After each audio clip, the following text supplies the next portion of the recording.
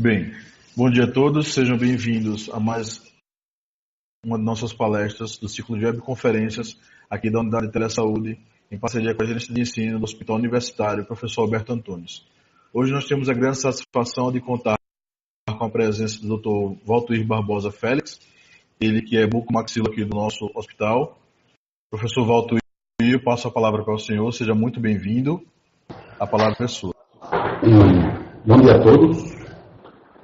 Meu nome é Valtuir Félix, como já apresentado, sou cirurgião bucomaxilo aqui do hospital e também tenho formação em bucomaxilo pela Santa Casa de São Paulo, mestrado e também com doutorado na Universidade de São Paulo. E vamos então falar um pouco a respeito do manejo odontológico de pacientes oncológicos em cabeça e pescoço. Bom dia a todos que estão aí participando. Quem fique à vontade, quiser fazer alguma pergunta, que ao final a gente vai reservar um momento para estarmos discutindo alguns aspectos relevantes encontrados durante essa discussão. Inicialmente, a nossa primeira pergunta é como ocorre esse processo de carcinogênese, né? O estágio de iniciação da carcinogênese. Quando observamos a etimologia da própria palavra, observamos ali a gênese, a origem do câncer, né? E esse processo, ele é o primeiro estágio que a gente pode observar, quando a gente fala, né, que de fato a origem do tumor, o processo ele passa por vários estágios. É um processo lento, ele não é um processo rápido, né? De certa forma, esse estágio de iniciação é o primeiro. Esse estágio é aquele em que as células vão sofrer os efeitos dos agentes cancerígenos e carcinógenos que vão provocar modificações nas células, como a gente está vendo aqui, nesse momento, né? Então, essas células são geneticamente alteradas em seu DNA, e aí, nesse momento, nós ainda não podemos identificar algumas alterações do ponto de vista clínico para esse paciente, né?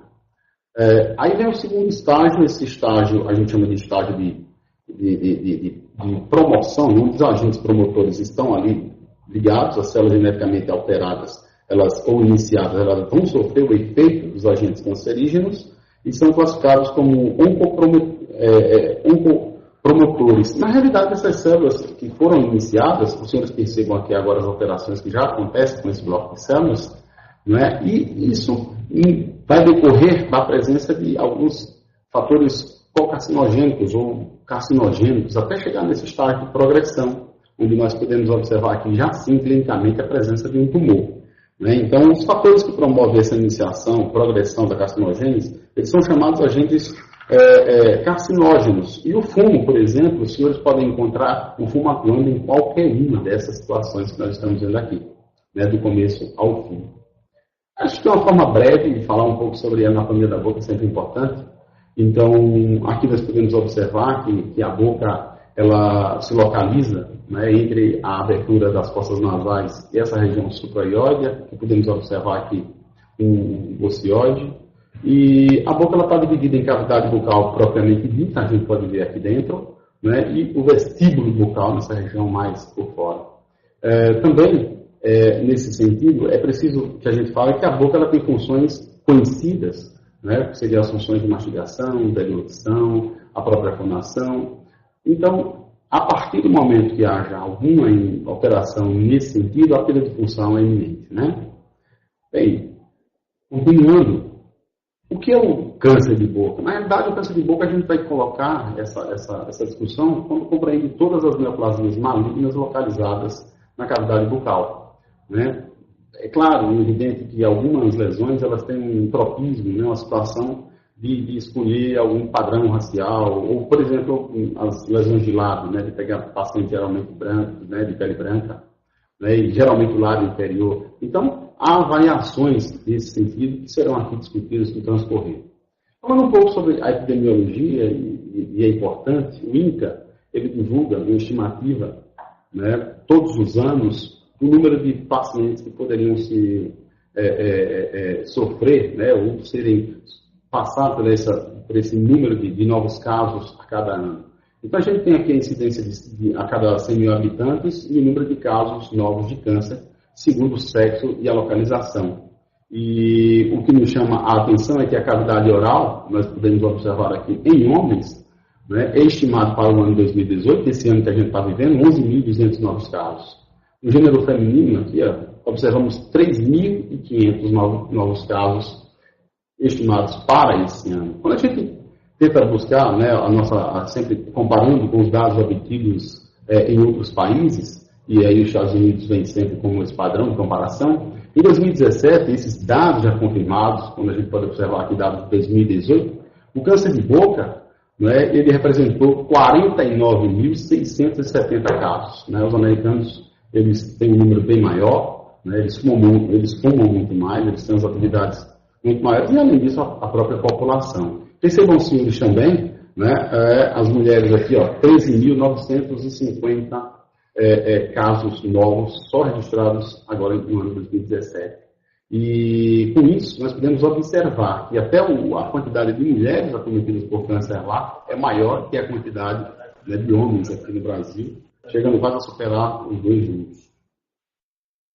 Quando nós avaliamos agora o tipo de câncer, né, a distribuição proporcional dos 10 tipos de câncer mais incidentes estimados para 2018 também pelo INCA, podemos observar que o câncer de boca na mulher, né, a gente acaba aqui observando que ele não aparece entre os 10. Mas no homem, a gente observa aqui que ele está ocupando o 5º lugar.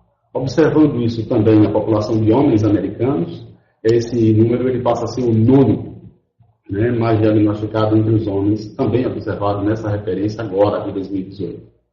Pois muito bem, quais são os fatores de risco que podem ser levados em consideração quando nós falamos do câncer de boca? Né? Tabagismo, uso de bebidas alcoólicas, dieta pobre em frutas e vegetais, agentes biológicos, irritação mecânica e crônica, as radiações, os fatores ocupacionais e também a má higiene bucal. Gostaria de chamar a atenção dos senhores que os agentes biológicos, e quando a gente fala de agentes biológicos, né, o HPV tem surgido como uma grande novidade em tudo isso, né, de um tempo para cá, onde o número, né, de pacientes acometidos ele tem sido muito maior relacionado, né, com regiões em pacientes que são portadores do HPV, mas um dado importante é que ao mesmo tempo em que aumenta esses casos, ao mesmo tempo eles respondem melhor ao tratamento.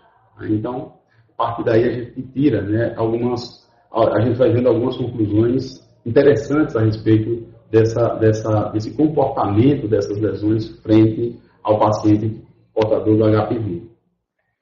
Nesses fatores de risco, interessante também chamar a atenção que o uso do tabaco é a principal causa evitável de morte no mundo, né, e o tabagismo sozinho é a principal causa de câncer e mortes por câncer em todo o mundo. Então, quando o tabaco, né, ele está associado ao álcool, a gente observa que chega a ter um risco de 15 vezes maior. Aqui a gente observa algumas lesões que às vezes assusta quando o cirurgião dentista, que está lá na unidade básica de saúde, generalista, ele passa a observar situações como estas. Né? Então, às vezes as lesões brancas, né, que chamam bem a atenção, as necroses, né, as lesões do lábio e também as lesões vermelhas, né, de uma maneira geral, são aquelas que chamam mais atenção, levando a dúvida no diagnóstico, né, e com a necessidade, sim, da biópsia para fazer esse diagnóstico à tona. O diagnóstico, o exame clínico e o diagnóstico de suspensão, aquele postulado que fala que a clínica é soberana, aqui vale muito, né, a precisão é de quase 80% quando a gente avalia clinicamente as lesões de câncer de boca.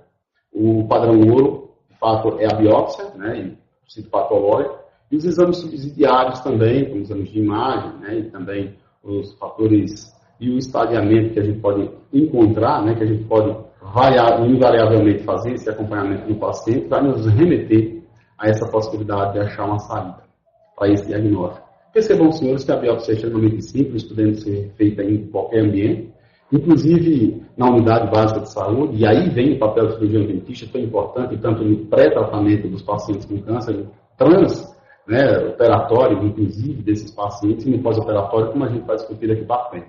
Então, observamos aqui um lado, uma lesão, aí a remoção de um fragmento que, a partir daí, a gente pode estabelecer, sim, já uma ideia desse diagnóstico. Aqui uma lesão que exteriorizou, né, está exteriorizando para fora da cavidade oral, a partir da maxila, e os senhores percebam também, né, que facilmente isso pode ser obtido e dessa forma a gente pode, a partir daí, né, a partir de um local como, por exemplo, a unidade básica de saúde, o cirurgião dentista, uma vez diagnosticando essa lesão, ele vai encaminhar esse paciente para um cirurgião de cabeça e pescoço, que de fato é quem vai tratar essa lesão e, consequentemente, a partir daí o paciente receberá o seu acompanhamento.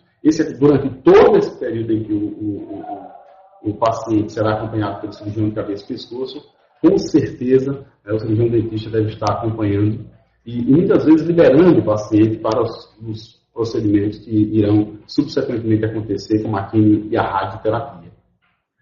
Pois bem, então o tratamento do câncer ele varia desde a cirurgia, a radioterapia e também a quimioterapia, né, como nós podemos observar. E qual seria o papel do cirurgião dentista? Ora, acabamos de falar que no pré-operatório o cirurgião dentista tem um papel extremamente importante, no pós-operatório também esse papel é importante e também no transoperatório. Né? Quando é que o cirurgião dentista ele vai atuar no transoperatório? Quando existe, né, ali uma relação muito próxima entre o pessoal da cabeça e pescoço e essa equipe de cirurgia ou de odontologia hospitalar. Né? Então, a partir daí, a gente nota que pode existir essa condição, como a gente vai ver daqui a pouco. Então, no pré-operatório, o diagnóstico inicial de câncer de boca, a biópsia, ela poderá ser executada mesmo na unidade básica de saúde. Né? O encaminhamento ao cirurgião de cabeça e pescoço, que de fato quem vai tratar, a prevenção com posterior redução de efeitos colaterais do tratamento do câncer e a reabilitação desse paciente é papel pré-operatório do cirurgião dentista. O Rupp, em 2015, ele já havia falado que os dentes localizados dentro de uma área de tumor maligno, eles não devem ser extraídos, pois poderá haver uma disseminação de células, portanto, desencadear o processo metastático. E, além disso, a possibilidade também de hemorragia que pode acontecer durante os atos, né, da manipulação desse paciente. O papel do cirurgião dentista, generalista ou especialista no pré-operatório, ele serve para também, nesse paciente que está a caminho de uma radioterapia, de uma quimioterapia, ou mesmo pré-cirúrgico, né, e posteriormente passará pelas outras fases, seria de averiguar, né, de investigar a presença de fístulas cutâneas ou fístulas intraorais, a presença de focos de infecção, abscessos, né, e fístulas, abscessos crônicos, de uma maneira geral, avaliar o estado gengival, o estado periodontal desse paciente. A presença de fístulas como essas que a gente está vendo aqui, extraoral, e o imaginológico também. Percebam os senhores aqui, nessa radiografia, né, a presença, né, de focos que muitas vezes é difícil até de enxergar, porque o tecido mole ele cresce por sobre isso, e a distribuição óssea também, né, é extremamente importante. Mas muito bem. Também, possibilidade do desenvolvimento, como a gente pode ver de alguns exames, né, que vão nos dar realmente agora a extensão, o tamanho desse tumor, o que pode favorecer, inclusive, durante a reconstrução desse paciente, em que a equipe de odontologia hospitalar, representada pelo bucomaxilo, né, o cirurgião dentista que acompanha essas equipes, né, eles podem também observar o tamanho, a extensão dessa lesão e também o comprometimento dental e todo o periodonto incorporado ao desenvolvimento dessas lesões. Então, observamos a necessidade, né, de estar se observando esses tipos de condições e até onde, né, que a gente pode eventualmente estar trabalhando nisso pré-operatoriamente, pós-operatoriamente ou transoperatoriamente para evitar essas sequelas tão importantes que vão acontecer no pós-operatório. Então aqui a gente nota aqui, a presença de dentes, esses dentes com restaurações grandes em amálgama, aqui a gente vê também já uma retração aqui, mostrando aqui um pouco da raiz, presença de cárie, né, uma cárie nessa região. A gente sabe que essa região ela é muito acometida também nos casos das cáries de radiação. Percebemos também aqui a presença de múltiplos focos. Às vezes esses focos, né, eles estão no alvéolo e com o passar do tempo, né, que eles vão aparecer com a reabsorção do alvéolo. Então é necessário uma análise radiográfica de extrema importância. Também o Peterson e o Prado Salim já haviam falado que a melhor e mais fácil maneira da gente lidar com a complicação é não deixar que ela aconteça, né, e de fato, né. Então dessa forma, voltando agora a esse aspecto transoperatório, podemos observar que quando é que o cirurgião dentista vai ter um papel durante, né, o transoperatório desse paciente. Na avaliação do estadiamento do câncer, com a participação no conhecimento das técnicas cirúrgicas, né, a gente, em uma unidade hospitalar, essa equipe ela deverá saber a diferença de um esvaziamento cervical para um esvaziamento cervical radical, acrálico, com a remoção do próprio músculo esternocleidomastoide. E daí a importância da prevenção de problemas, de posicionamento de cabeça, de dor na articulação temporomandibular desses pacientes, e também os procedimentos cirúrgicos e clínicos. Quando a gente avalia, né, esse estadiamento, né, ele segue, né, sempre aquele estadiamento que envolve o tamanho do tumor, os linfonodos regionais, também a presença ou não de metástase, né, a gente já pode passar um relatório melhor para o cirurgião de cabeça e pescoço. E também alguns critérios importantes seria a localização do tumor, a extensão do tumor, a área de manipulação do tecido cirúrgico, a área de radiação, para que dessa forma a gente pudesse prevenir algumas condições, né, a condição bucal do paciente e o padrão de higiene. Dessa forma, a gente vai fechando, né, uma avaliação que poderá determinar muito, né, das sequelas que o paciente terá no pós-operatório. Aqui nós podemos observar no transoperatório, né, a possibilidade de estar se removendo esses focos. Muitas vezes a manipulação desses focos no pré-operatório é impossibilitada porque o paciente tem uma lesão grande, essas lesões, esses focos dentais, eles estão escondidos, né, eles estão ocultos em meio à massa de tumor ou em uma região que não é de fácil, o paciente por dor ou por possibilidade de sangramento, a gente deixa isso para um momento transoperatório. Aqui a gente nota também em outros casos, onde aqui já é feito um tratamento em busca de uma melhora da qualidade, né, periodontal desse paciente. Muitas vezes a gente remove partes de gengiva para adequar uma melhor cicatrização. Percebam os senhores, né, que a gente tira, né, faixas de gengiva, remove todos os focos possíveis para evitar dessa forma possibilidades, né, do inesperado e tão ruim, da inesperada e tão ruim osteoradionecrose.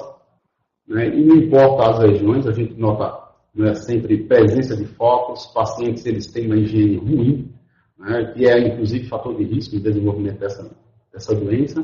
Percebam os senhores aqui a remoção, que invariavelmente a gente tem uma ideia de que o cirurgião de cabeça e pescoço ele mutila o doente. Né, e muitas vezes o nosso tratamento ele também já é mutilador, né, como nesses casos, os senhores podem perceber aqui a remoção de praticamente todos os dentes que estavam numa condição, né, bastante ruim. No transoperatório também, né, o cirurgião dentista ele tem a possibilidade de, junto com o cirurgião de cabeça e pescoço, ele determinar a extensão, o tamanho dessa lesão e tentar buscar subsídios para que se possa reconstruir com mais propriedade, com o que tem de melhor esses pacientes, para tentar devolvê-los ao convívio social em uma melhor condição, né, reabilitado, né, conversando com ele. Né? Então, aqui a gente nota esses exames que são pedidos, eu só voltei aqui um minuto para mostrar esses exames aqui, a arteriografia, onde nós podemos evidenciar a presença dos vasos que poderiam ser utilizados como recurso em um retalhamento cirúrgico para grandes defeitos, né, os defeitos maiores que 7 ou 8 centímetros.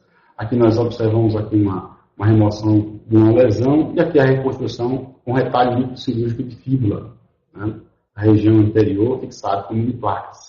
E aqui no pós-operatório. Né? É claro que a gente aqui nessa região, principalmente o paciente irradiado, a gente não vai pensar em colocar implantes, né, ou arriscar colocar implantes em primeiro momento. Esse deve ser muito bem pensado, muito bem planejado. Normalmente, o que a literatura fala que com muita parcimônia a utilização desses implantes nessas regiões, né, irradiadas, ou quando não contraindica, mas nós podemos observar que o paciente, pelo menos do ponto de vista geral, esse paciente vai ter a possibilidade, sim, de ter um convívio social bom, né, devolvido à sociedade em uma condição melhor e mais digna.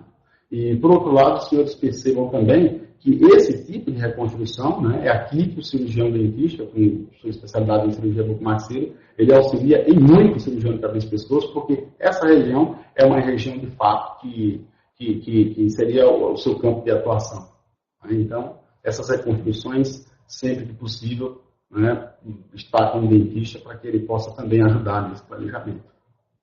Né, também nas reconstruções, pensando nas superfícies articulares, né, das reconstruções, utilizando recursos de placas e também recursos de prótese para a região da articulação temporomandibular, né, tentando devolver para o paciente também, além, né, da sua função, um pouco de simetria, um pouco também de harmonia facial. Pois bem, os objetivos que a gente pode ver na radioterapia, né, uma vez passado esse período de cirurgia, né, seria como tratamento principal de tumores pequenos. Os pacientes com tumores grandes eles podem precisar de cirurgia e radioterapia ou uma combinação de ambas. E também pode ser administrado de forma isolada e junto com a quimioterapia. A cirurgia como tratamento adjuvante, ela se encaixa nesses tipos de pacientes. A radioterapia adjuvante, ela visa destruir qualquer vestígio que, ora, foi deixado durante aquele transoperatório que a gente acabou de ver. Também com um objetivo, ela pode ser administrada junto com a quimio para reduzir o tumor antes da cirurgia, e aí a gente chama de neoadjuvante. E a radioterapia ela também pode ser utilizada para aliviar sintomas de câncer em estágio avançado, né, naquele paciente que você vai apenas controlar, né, ou fazer um paliativo, né, dar uma atenção para o paciente. O sangramento, dificuldade de deglutição e outros problemas causados pelas metástases ósseas, geralmente é que são as razões pelas quais esse paciente passa por uma radioterapia, né, sem, no caso, estar utilizando o recurso da cirurgia. Existe uma gama, né, hoje de possibilidades, de tipos e técnicas de radioterapia, né, como nós podemos ver aí a radioterapia convencional. Normalmente, um paciente de câncer de cabeça e pescoço, ele recebe entre 50 a 70 grays. Essas doses elas são divididas, né, normalmente esse paciente, esse fracionamento, né, ou esse hiperfracionamento, ele passa o paciente a utilizar 5 vezes por semana, normalmente 2 grays por vez, e dessa forma o paciente vai completar ali suas 35, 38 sessões durante todo esse seu tratamento. Os efeitos da radioterapia, né, existe sempre essa discussão se são efeitos imediatos ou mediatos. De fato, os efeitos eles são sempre imediatos, né, os efeitos eles vão começar a partir de um tempo, né, de decorrer de um tempo.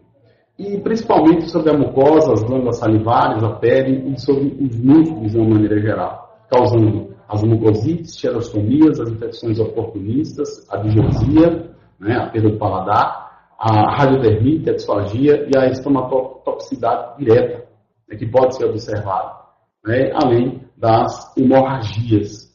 Então, os primeiros sintomas aparecem entre a segunda ou quarta semana ali de tratamento, com doses a partir de 2.000 centigraus, né? E aí os sinais e os sintomas seria de eritema, de desconforto oral, queimação, diminuição da espessura da mucosa, úlceras e também as alterações vasculares, né, tão temidas, né, pelos profissionais. Podemos observar aqui uma patofisiologia, né, das mucosites, onde os senhores percebem aqui que de 0 a 2 dias, né, a gente tem um epitélio normal. Na fase 1, na fase de iniciação dessas células, tanto para a quimioterapia como também para a radioterapia, podemos observar as alterações de camada basal. Depois, a amplificação, né, desses sinais, né, os mensageiros, de 2 a 10 dias. E os senhores percebam aqui agora a definição dessa paliçada de epitélio.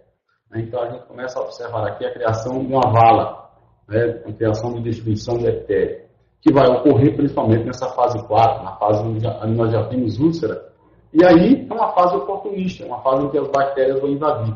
Nunca deixando, né, de lembrar que as bactérias que causam infecções no corpo, elas são do ou sobre o hospedeiro que elas vivem. São bactérias indígenas, ou vivem no hospedeiro ou vivem sobre o hospedeiro. Então, dessa forma, criada uma solução de continuidade na mucosa, vai haver a penetração e a proliferação desses micro-organismos que, pegando o paciente após uma quimioterapia, né, naquele período que a gente chama de máxima queda, né, desse paciente, né, do seu ponto de vista imunológico, poderá levar o paciente a sepse e, inclusive, levar o paciente à morte. Então, notadamente, a gente percebe dos 14 aos 21 dias já uma melhora e reorganização desse epitélio, né? Então, aqui um quadro clássico de mucosite, né, provocado por radiação, aqui na língua, aqui no lábio, né? Uma dor extremamente importante, né? O paciente refere para a gente. O tratamento seria a adequação bucal, pré-radioterapia, normalmente 2 dias antes da rádio, um dia antes da rádio, a gente inicia a utilização de laser-terapia. O paciente já vai estar preparado, porque aqui acontece aquilo que muitas vezes o cirurgião dentista, né, tinha como preocupação antigamente, que era, olha, o médico vai liberar para fazer o procedimento. Na verdade, agora quem está com a bola da vez é o cirurgião dentista. Então, antes que esse paciente seja liberado pelo cirurgião dentista, não pode passar nem pela cirurgia, né, nem pela radioterapia e nem tampouco, né, pela quimioterapia. Dessa forma, é a partir da avaliação da equipe de odontologia hospitalar que esse paciente será, aí sim, né, tratado devidamente, recebendo o seu tratamento baseado na quimio, na rádio, inclusive na cirurgia. Então, adequação bucal, né, antimicrobiano tópico, normalmente a gente utiliza a clorexidina 0,12%, soluções isotônicas, restrição de uso de próteses removíveis que poderiam levar à irritação nessa mucosa, né, até trauma nessa mucosa, profilaxia antifúngica, protetor labial, saliva artificial e também a laser terapia, né, no acompanhamento desses pacientes com mucosites. A xerostomia também é algo que acontece muito, né, e é caracterizada pela manifestação clínica de disfunção das glândulas salivares. E não importa se são glândulas salivares menores ou maiores, né, o fato é que pode levar a alterações graves da mucosa bucal e além de grande desconforto para o nosso doente. Então, só lembrando aqui as regiões que existem as glândulas salivares menores, percebam os senhores aqui na região do palato, na região labial e na região também da mucosa geniana, essa região de bochecha, né? Podemos observar aqui o músculo bucinador, aqui o orbicular da boca e a presença das glândulas salivares menores. Além dessas, temos aqui as glândulas salivares maiores, que são 6 estruturas, né? Essas estruturas são pares, 2 parótidas, 2 submandibular e 2 sublinguais, que também, notadamente, sofrem com a ação da radioterapia. A xerostomia, né, em pacientes submetidos à quimioterapia, eles vão apresentar essas concentrações de agentes quimioterápicos também na saliva, né? E daí é que vem essa ação e até onde isso pode provocar problema no nosso doente. Isso resulta em exposição da mucosa oral e toxicidade. As principais alterações, como a gente pode ver aqui, é a redução do volume salivar, mudança dos constituintes da saliva, alteração da microflora oral.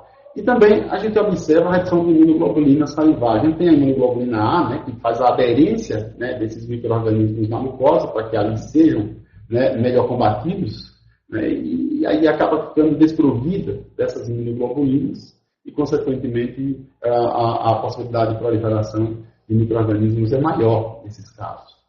Então, a gente observa também que na xerostomia, comprometimento das glândulas salivares maiores e menores é sempre visível, como a gente acabou de falar, né, uma fibrose irreversível do tecido glandular e também o início nas primeiras semanas de terapêutico. Sintomas de desconforto, dificuldade de fala e odinofagia, esses são aqueles que nós observamos com certeza. É bem impactante, né, ver isso, né, essa dificuldade que o paciente tem de articular a palavra, de se alimentar, né, toda ela em decorrência dessa ausência da boca estar impermeabilizada pela saliva. E essa dificuldade que vai ter na saliva, né, o paciente tem sempre essa capacidade de autolimpando, e também a progressão das cargas de radiação. Ora, uma vez que nós temos a ausência, né, dessa possibilidade de estar sempre limpando essas regiões, né, há uma maior propensão ao desenvolvimento de cárie. Então, algumas complicações existem na xerostomia, é a rápida deterioração dentária, né, os dentes é como se fossem dentes frágeis, a halitose, as úlceras recorrentes, e também a alta taxa de perdas dentárias, o aumento de infecção periodontal e aumento das infecções, que a gente chama de infecções oportunistas. O tratamento da xerostomia saliva artificial, a hidratação, a orientação nutricional, uso de ansiolítico também, né, e também o tratamento das complicações. A gente sabe que a ansiedade, ela por si só, né, comportamental, ela deixa a boca um pouco seca. E o tratamento sempre das complicações. As infecções oportunistas, né, elas são vistas como elas decorrem da interrupção, da solução de continuidade criada nessa mucosa, né, no aspecto bucal, após os pacientes serem irradiados.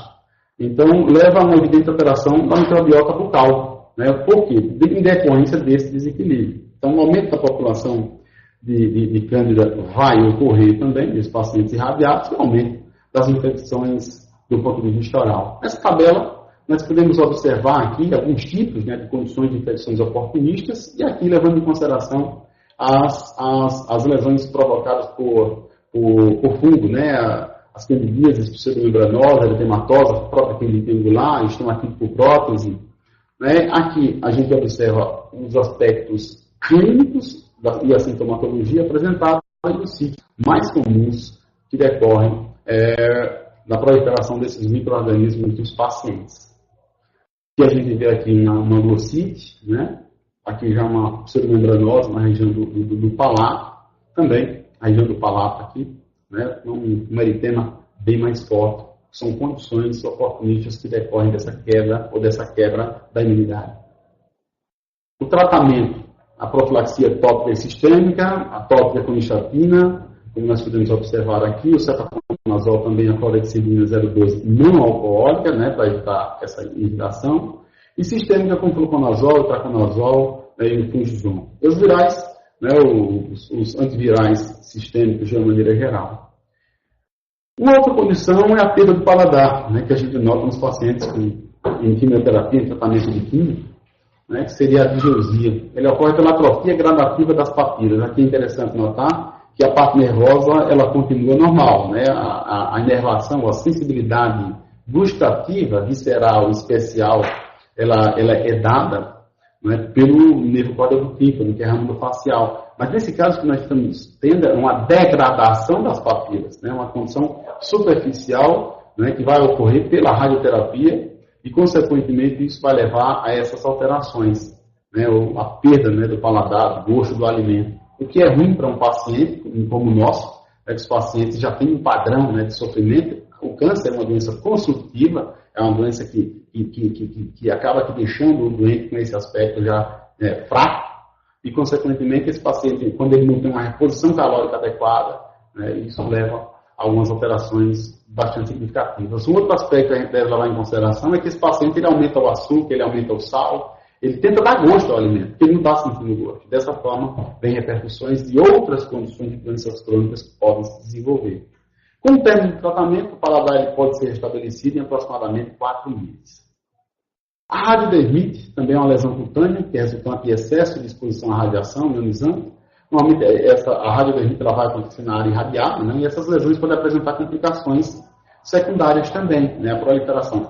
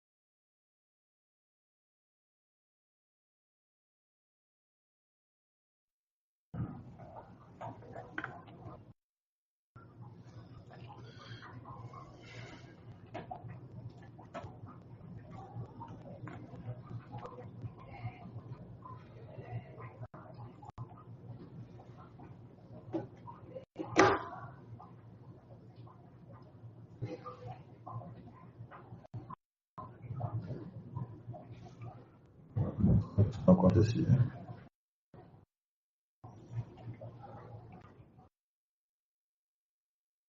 Caiu, né?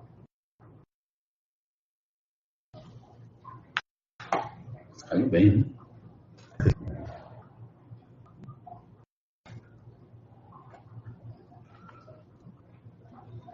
Caiu direto. E aí?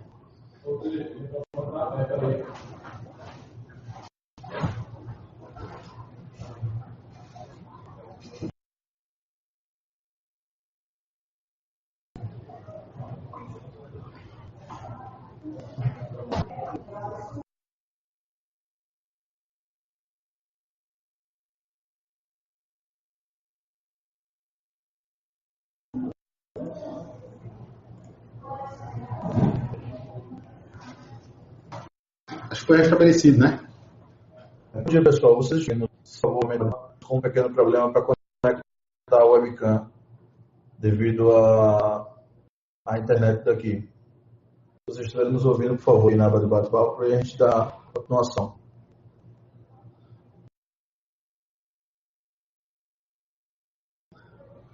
Ok, Eline, você...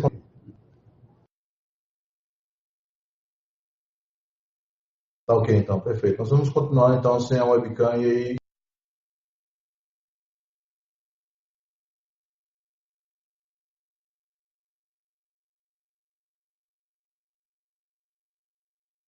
no decorrer, nós vamos ver como é que fica, ok?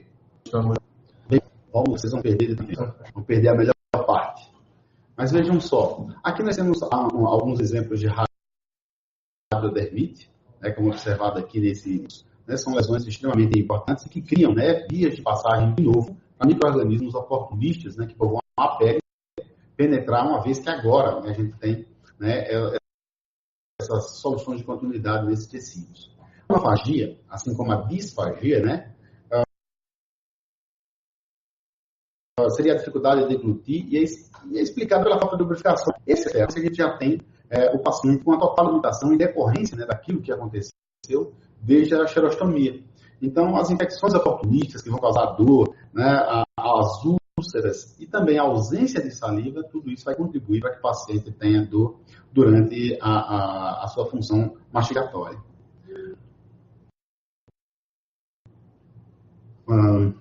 Acho que caiu de novo aqui.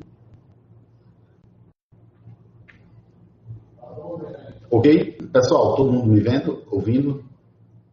Posso continuar? Desculpem os transtornos aqui, viu? Alguém dá um toque para mim aí, está me ouvindo?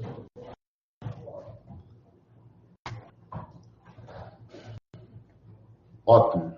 Então, falando um pouco dessa estomatotoxicidade direta, né, a gente observa, né, que os produtos, né, residuais, inclusive da quimioterapia, na boca, de maneira geral. Então, as bactérias, cárias, doença periodontal, são provocadas por essa estomatotoxicidade direta. As úlceras traumáticas, as virais e também as lesões fúngicas. Então, aqui a gente pode ver um paciente que apresenta fibrosante aguda, né, naquela gengivite, naquela aguna clássica, né, a gente vê só em algumas áreas, presença de herpes, como infecção oportunista também, né, e também as úlceras, de uma maneira geral, podendo acometer esses doentes. Hemorragia. A hemorragia é esperada com a quimioterapia. Meus amigos, levando em consideração o efeito Nadir, né, que é o tempo de menor contagem de células do sangue, que vai acontecer durante a quimioterapia entre 7 e 14 dias, isso torna na cavidade oral, né, necessitando de uma atenção maior. Visto que esses nossos doentes, né, necessitando de uma EX, necessitando de um procedimento na boca, eles têm um risco de sangramento. Pois vai haver uma queda, né, do nível das plaquetas e, consequentemente, que se junta, né, a queda também de glóbulos brancos, a defesa do hospedeiro comprometida, né, do doente comprometido, e a possibilidade de sangramento. Né? Então, sangramento gengival, a presença de petecas. Então, toda e qualquer manipulação nesse momento deverá ser mudada. Isso acontece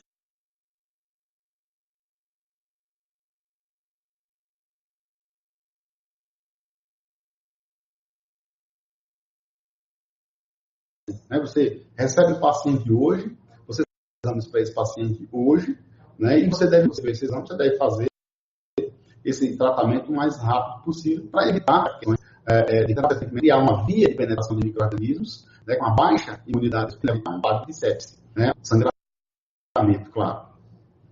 Então, por obliteração dos pequenos vasos, e aqui eu chamo a atenção dos senhores para um aspecto. Né? O Krug ele já havia falado, há um tempo atrás, né, um pesquisador, em pacientes de 64 anos de idade, acima de 60, em artéria espaço principal inferior, consequentemente recebe muito de ausência de sangue, né, de diminuição da oxigenação nessa região. Então, o que acontece na maioria das vezes? Quem mantém o fluxo na mandíbula é o plexo de Cohen, o plexo paraperiosteal. Uma vez que esse vaso, sofrendo o seu processo de arteriosclerose, ele vai sumir praticamente. A mandíbula. Quem já viu uma mandíbula atrófica, em grau 3, já observou que a mandíbula ela fica para a alteração de vasos pequenos na mucosa compromete ainda mais esse aspecto. O epitélio, então, ele sofre até que ocorre a exposição. A grande maioria das necroses de tecidos mortos, até 2 anos depois da radioterapia.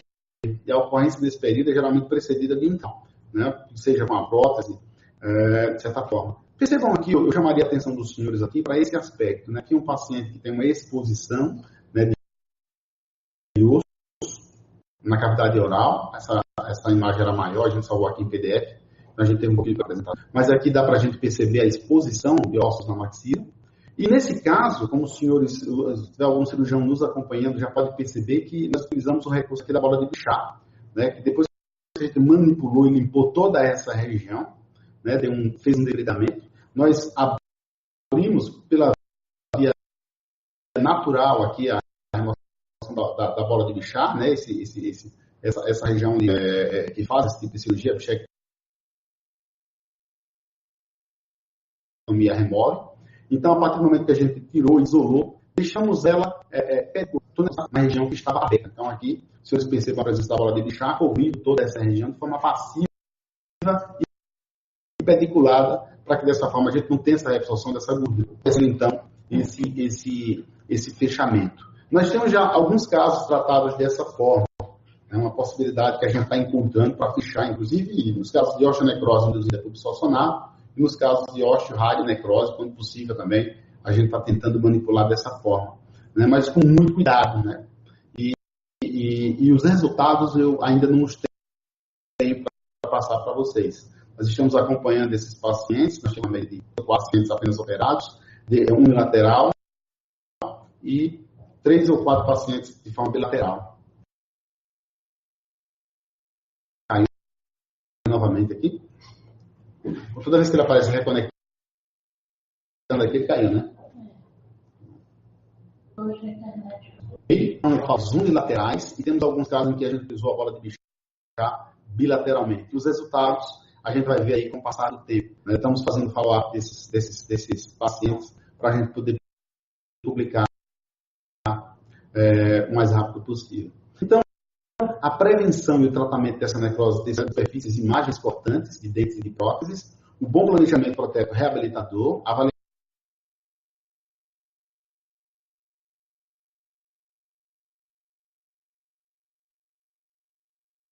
avaliação bucal periódica, o debridamento cirúrgico e também, e quando necessário, utilizar também a possibilidade sistêmica. As cargas de radiação também ocorrem, né, nesses pacientes eles apresentam essas lesões na região do colo, do dente, com característica destrói a coroa do dente. Na realidade, é quase que o paciente ele isola, né, a raiz da coroa e mais que a gente né, desses restos radiculares aqui, ó, que decorrem do início, né, de uma cárie que acomete essa região do colo dentário. Os pacientes eles não podem ser iniciados nesse estágio, eles não podem ser maltratados ou malditos, né, para que dessa forma a gente possa evitar condições e situações como estas que criam um risco de osteoradionecrose iminente. Né, dessas cargas de radiação é sempre a prevenção, confecção de máscara oxífera mais adequadamente possível, terapia, uso de doses, adequação com o número de vírus e o acompanhamento mensal desses pacientes faz com que, dessa forma, a gente tenha uma possibilidade de tentar controlar o desenvolvimento dessas condições. Aqui a gente tem aquela que seria o efeito mais devastador da radioterapia nos maxilares, seria a osteoradionecrose. A osteoradionecrose tão temida por muitos profissionais e por muitos pacientes. A osteoradionecrose ela é resultado do osso que não cicatrizou. Como eu falei para os senhores agora há pouco, essas condições elas ocorrem muito, né? O câncer de boca ele ocorre muito em homens em uma idade já, de certa forma, avançada. E, consequentemente, como nós podemos observar e falou agora há pouco, o Kruger já havia definido isso, né? Esse processo de arteriosclerose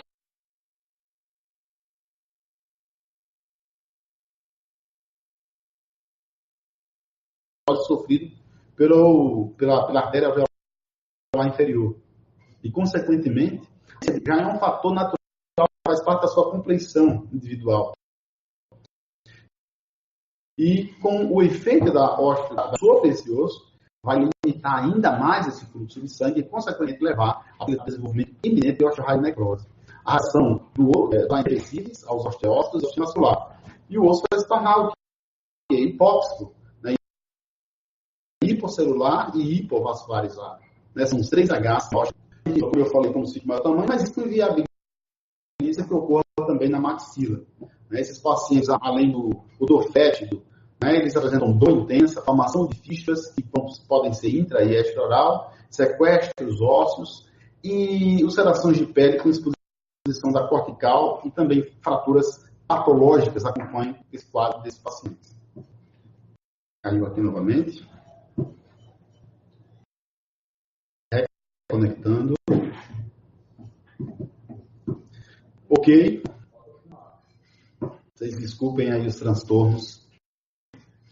Então, radiograficamente, essas áreas, gente, elas vão mostrar ali umas áreas mistas e principalmente radiolúcidas, né? Nas regiões em que ocorre o maior envolvimento. Com dentes que muitas vezes flutuam em meio a essa região e muitas chegando a áreas importantes, né, dessa mandíbula, a ponto de o paciente sofrer um desgaste tão grande provocado por essa condição, que o paciente pode ter uma fratura patológica a qualquer momento. Os fatores de risco para a osteoradionecrose são os dentes que são deixados em más condições. Às vezes você tem aquele paciente que chega lá no seu consultório, na unidade básica, ou no hospital, ou no seu próprio consultório, e o paciente vai passar por todo esse processo de tratamento de câncer e, consequentemente, você fica ali nessa condição de tentar preservar a estrutura dental e isso pode estar trazendo ao paciente, né, uma condição futura pior. Então, na dúvida, esse dente deve ser removido. Né? O tratamento de canal endodôntico para esses tipos de pacientes, sabe, praticamente é inviável. Né? O melhor a fazer nesses casos é tentar trabalhar com a prevenção. Então, a remoção dos dentes deve ser, sempre que possível, ser executada. Então, fazer a remoção desses dentes. Aqui nós podemos observar aqui uma lesão clássica, né, de osteoradionecrose na região posterior, na mandíbula. Aqui já é uma região também que pega a região posterior e próxima. Uma manifestação extraoral. Aqui, normalmente, a gente faz uma manipulação pequena e a gente vai tirando pequenos fragmentos que são liberados. Né, higienizando sempre a pele, e principalmente dando para ele uma condição, né, de melhora. Agora, o que nós podemos fazer realmente para esse paciente aí torna-se muitas vezes inviável, que seria uma manipulação maior, mexer com isso, porque caso a gente mexe, o tecido de repente fica comprometido. Então, nós não temos como tracionar tecido para deixar muitas vezes essa exposição. Então, o que a gente faz é tirar esse tecido mais digitalizado, ver esse tecido aqui a mais, fazer, né, os cuidados gerais de higiene e dessa forma tentar levar o paciente adiante e ele tem uma possibilidade, né, de pelo menos viver com essa condição. Aqui, esse artigo, é um artigo de 2018, onde ele compara histopatologicamente características da osteomielite convencional, osteomielite do osso, né, a osteomielite que é que tem a visão de osteomielite criada pela osteonecrose induzida pelos bisfosfonatos e a osteoradionecrose.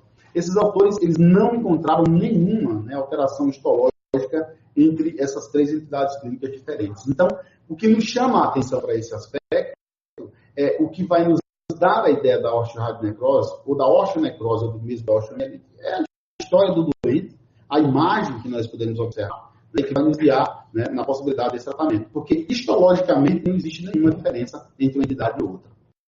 Um outro aspecto que também é discutido é a eficácia da oxigenoterapia hiperbárica. Ora, nós já ouvimos, né, em alguns trabalhos anteriores, né, como o trabalho, por exemplo, do Notani e colaboradores de 2003, e também do Stork, em 2000, já havia falado isso, que existem classificações para a osteoradionecrose. Né? Então, casos de osteoradionecrose em estágio primeiro, em estágio 1, em estágio 2, eles respondem bem à oxigenoterapia hiperbárica. Aqueles casos em que ocorre o estágio 3, né, ele já não responde com a mesma capacidade. Alguns casos respondem bem à eficácia, né, da oxigenoterapia hiperbárica. Pois muito bem. O tratamento seria as exodontias que devem ser evitadas. Na realidade, aqui a gente está falando de um pouco também de um tratamento que seria a própria prevenção.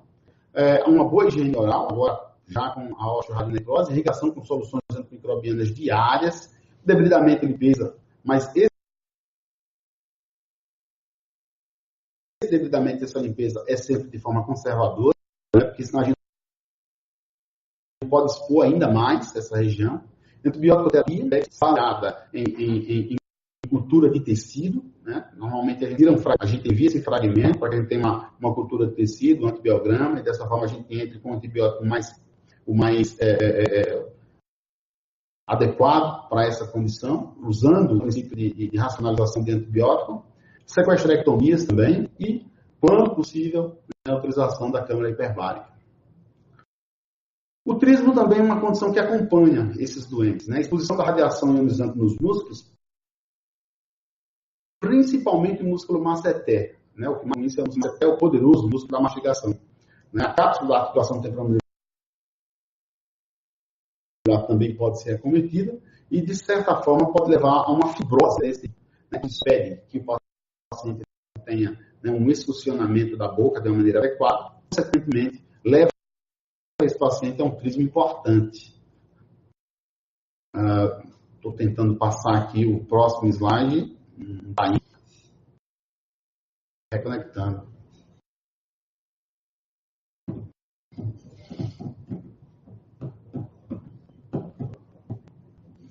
Ok, continuando.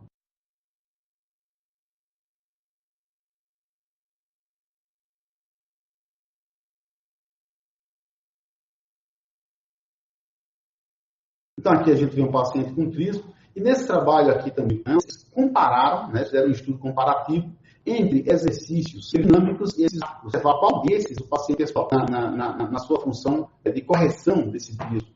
Né? Então, pôde-se evidenciar através dessa pesquisa, um trabalho bastante importante, que não houve uma diferença significativa entre uma técnica e outra. Né? Então, se pode fazer um teste ao doente que é acometido por essa condição de trismo, e também se pode fazer um tratamento ativo. Normalmente, existem os serviços, eles utilizam o recurso do fisioterapeuta, né, que vai nos auxiliar durante toda essa manipulação desse paciente, e cada ganho de milímetro é extremamente importante para a função desse doente. Então, a limitação da abertura de boca é diretamente relacionada com o impacto da qualidade de vida. Isso é esperado para a limitação, a deglutição, a formação desse paciente, né, leva a uma alteração e uma perda desse convívio social. Aqui, meus amigos, como considerações, já me desculpando, né, dessas paradas, dessas idas e voltas, e também até mesmo perdi o ritmo aqui da apresentação, mas eu gostaria de ter enumerado cada uma delas, mas eu trouxe um trabalho muito bom, um trabalho de 2018, não é? Que ele refere sobre cuidados que nós deveríamos ter nesse tipo de paciente nos períodos pré-tratamento do câncer, durante o tratamento de câncer, pós-tratamento de câncer. É um trabalho que eu indico para que os senhores possam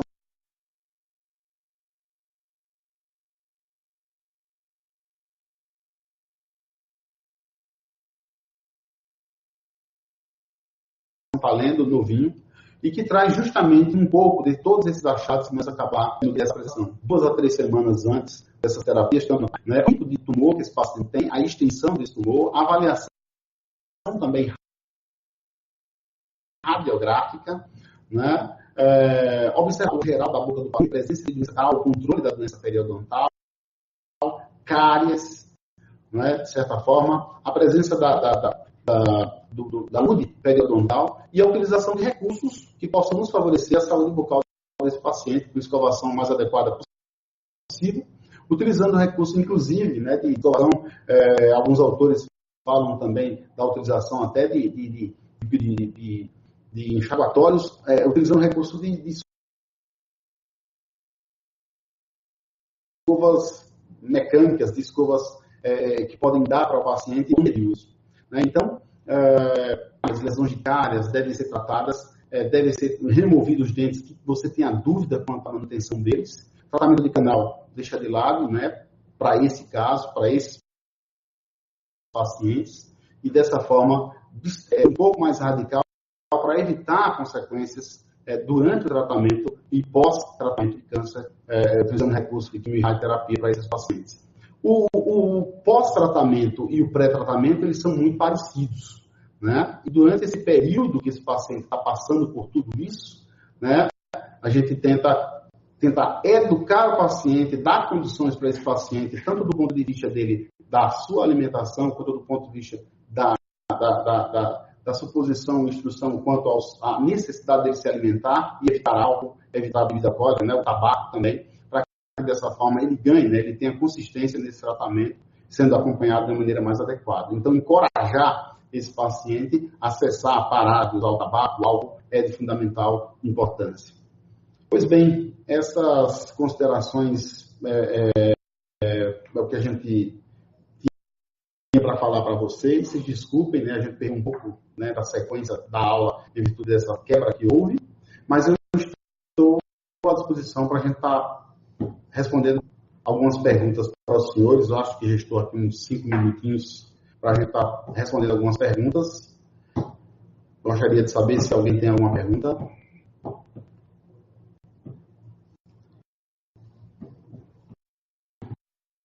Mas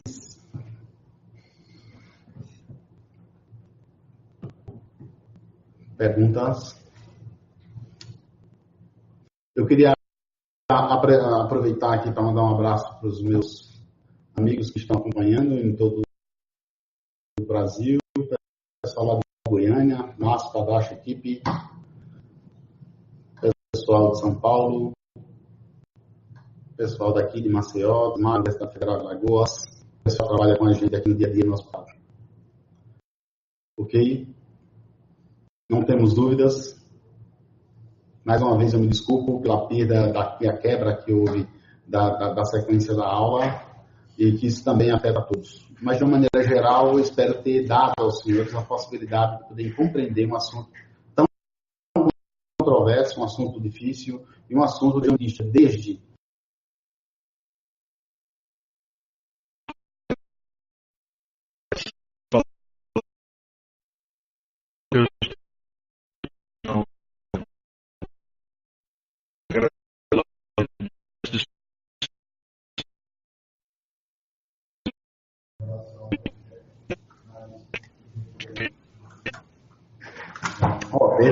a sequência.